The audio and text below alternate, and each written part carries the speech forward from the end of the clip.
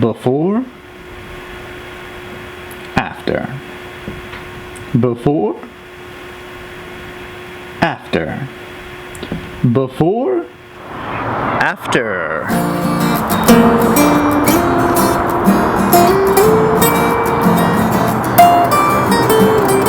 So let me give you some tips on mandala gardens. They're very cool, and if you've never seen one, the beginning of this video had the before and after, so you can kind of see before what it looked like when it was getting built. Matter of fact, check out this photo.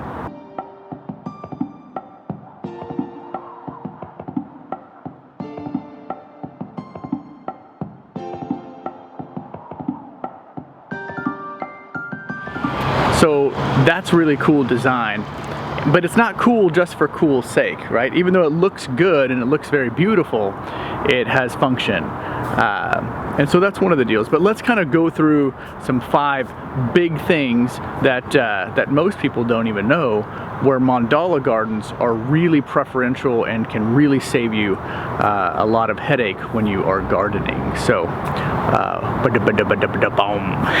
so the number one thing that mandala gardens do is they build soil.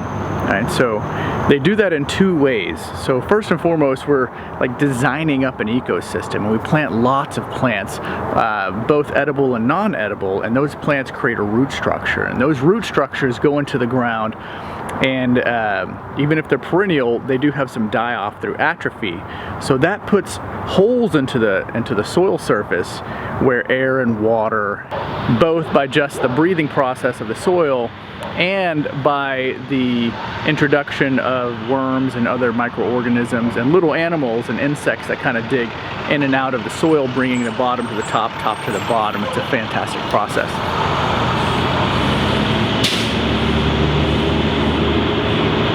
The School of Permaculture is next to a park. My little baby girl loves the buses.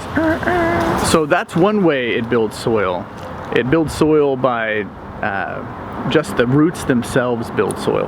But secondly, you can see these pathways, and these pathways right now, it's kind of fall going into winter, or in Texas it's both at the same time.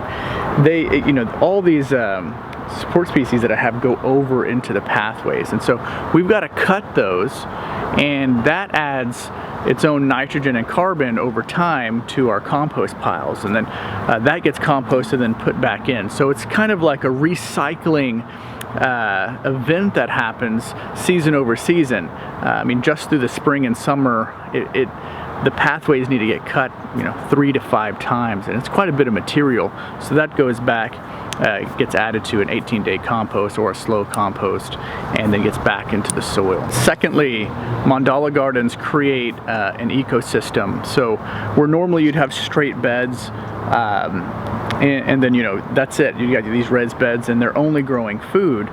This is surrounded by perennial and annual species. So there's an ecosystemic garden design, and man, is it just aesthetically wonderful. It's a little bit wild too, right? So that makes it even more beautiful. So what happens is these ecosystemic support species go into the ground, and it is attracting a plethora of different life. I mean, just the other day, actually it was a couple years ago, we saw a turkey come into the suburbs into our permaculture food forest garden. We saw little barn owls in this tree right up over here going back and forth, just probably picking off little insects that come over. So lots of life is happening, and in major what's happening is it's attracting the beneficial insects. And beneficial insects aren't just insects that are pollinators, but however, pollinators are vastly attracted to this garden, right? So there's no native honeybees in Texas, but I think I've counted over 20 different kinds of bees, both native and imported, from carpenter bees to bumblebees to the small tiny little guys, and there's just so many, there's so many varieties I can't even keep up. There's probably over 100, but both native and imported, but I haven't counted that high. But so they're coming and they're pollinating, and the hummingbirds come in and the hummingbirds are pollinating, and all types of animals are coming in and doing that. Now, also with the beneficial insects, because it kind of splits into two, the pollinators off of one side, and the other side is the beneficial pesticidal insects. Now, those insects, well here, just watch this.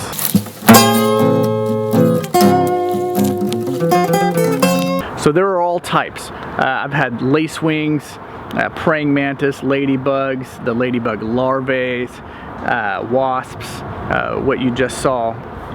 And what you actually just saw in that little video clip was they're paper wasps. But in our part of the world, we get the predator wasps. And pesticidal insects even break down further. So you got beneficials, which are pollinators, and then you've got the pesticidal insects, and then the pesticidal insects breaks down to predators and parasitoids, where you hear a lot of these garden wasps, and they'll lay their eggs inside of larvae.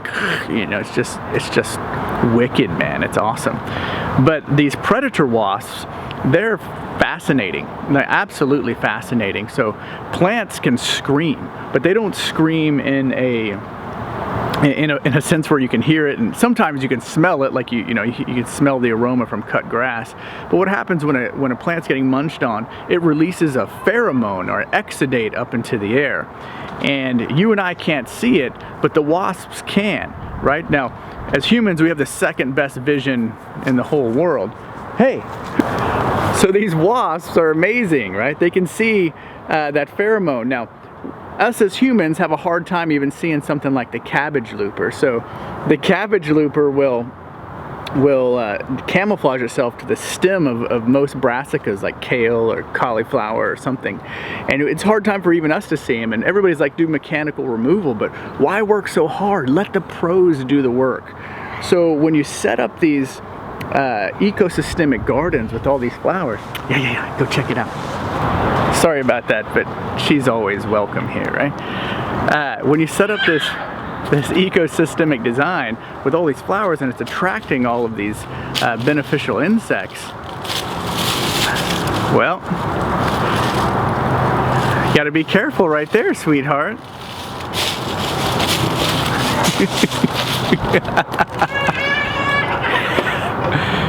Oh, my poor baby. She wants to hang out here, but Mama's going inside. Poor baby.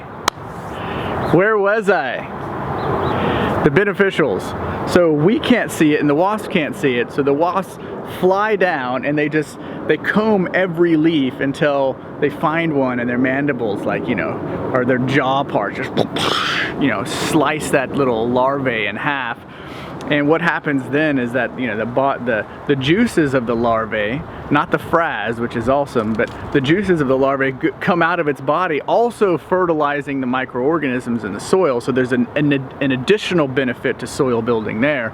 And then they eat about half of it, and then they roll up the other half, and they take it back to their little upside down umbrella looking paper nest and feed it to their larvae, and then cap off that little hole. So man, it's an amazing, like, party / Armageddon in any ecosystem. And permaculture really aims to function and design itself within these natural ecosystems, so things just rock, right? It's amazing, right? It's not only beautiful and gorgeous, and you've got tons of pollinators, and then you got these pesticides. So we grow our own pesticide, and that's not like growing like chilies and ginger. That's like growing flowers, which are gorgeous, and then letting the pros do the work. Also, you don't have to do this in a mandala garden, but it's highly beneficial. We put all the beds, they're basically raised beds, but they're done different. It's done in sheet mulching, and sheet mulching, that could be a video in itself, and it probably will be at some point. But sheet mulching is the most productive way to do gardening when you're looking at inputs to outputs. And so all we're really doing is mimicking the forest floor and layering lots and lots of carbon. So it's like a slow compost in a constant state of decomposition. So we just add the detritus and the different composting layers and mulches and let it kind of break down over time, and it automatically harvests a lot of water. Now in North Texas, we do use irrigation at least 2 times a year. not two single times, like two like segments. For us, you know, right when you put plants in, and then also do this really hot summer. But the beds themselves in most permaculture designs, and especially a mandala garden, can harvest their own water. Now, I think what looks amazing to everybody for the mandala garden is these, you know, this mandala shape, or mandala, or however you pronounce it. We're Texan, we butcher every language, which I'm sure I do. How do you say mandala in Spanish? Mandala. Okay, so what happens is, you can see, like, look, you know, you got these access pathways where most beds are rectangular, right? So if your bed is rectangular like this, you know, if your bed's rectangular, you're coming up to the edge and then you're getting down, right? You're kneeling down and you're doing your work, and then you're getting up, and then you're moving over like a foot, then you're getting down and you're getting back up. So in essence, you're working the outside perimeter of your garden. Now, there's nothing wrong with this other than the fact that I may just be a little bit lazy of a gardener. So if I stand in the middle like this, I can wrap that bed around me, and basically it will become a keyhole garden, or a circular bed. Now when you do this, you can sit in one position and just rotate around and do all the things that you need to do for harvest, right? So as you can see kind of right here, right, you can sit down here in this area, and where you can reach over in this area, that's where you plant food, and where you cannot reach, that's where you're going to put the support species over here, as you can kind of see that, right? So, and that's very good to check out. So check this one, maybe you can see a little bit better. So right over here, that was all sweet potato just the other day, and it just froze back to the ground. So you can see there's a little shard, I think another shard here. And so in this area we grow food, but where I can't reach anymore, you've got support species. Here, I'll show you. Here's a matter of fact, here, you can see here, this is sweet potatoes. Back here, we got some comfrey, so I can't really, and this is one of native salvias. So can't really reach back here too easy. So the places we can, we grow food. Efficiency of design. So you're looking at 6 of these keyhole gardens around one circle. So a mandala garden is actually a pathway garden, right? So you create a pathway, and then the gardens keyhole off of them, right? So actually the most efficient garden is a garden you have to walk through. So it would have made this even more efficient if I just would have closed off this little straight area and had to walk through the mandala. But the deal on the mandala, it's probably even just a tad bit more efficient, because that pathway is just now one circle. So you walk into the circle and you have 6 ways to go to do some gardening. So let's go ahead and use the efficiency. I've got to harvest these sweet potatoes. I'm a little bit late and it rained a whole bunch, so hopefully they didn't crack. You can see a mandala garden getting used right now.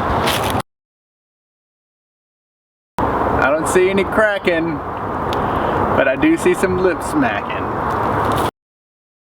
So we've got some monsters here, man, and I still got a couple more beds to take out, and I got to do it all right now. But if you want to know how to build these mandala gardens so you can get these massive sweet potatoes, in the comments where you see this video, let me know. I'm thinking about putting together an online course where show you how to design this, how to lay it out, and some perhaps some different planting ideas and how to make it an ecosystem. I tell you, it's in the front yard here at our suburban site, and it has been a real eye catcher.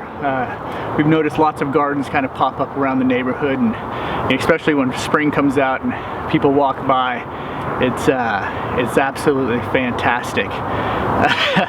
We just get all types of compliments. So hey, we'll see you later. I love you guys. Bless you.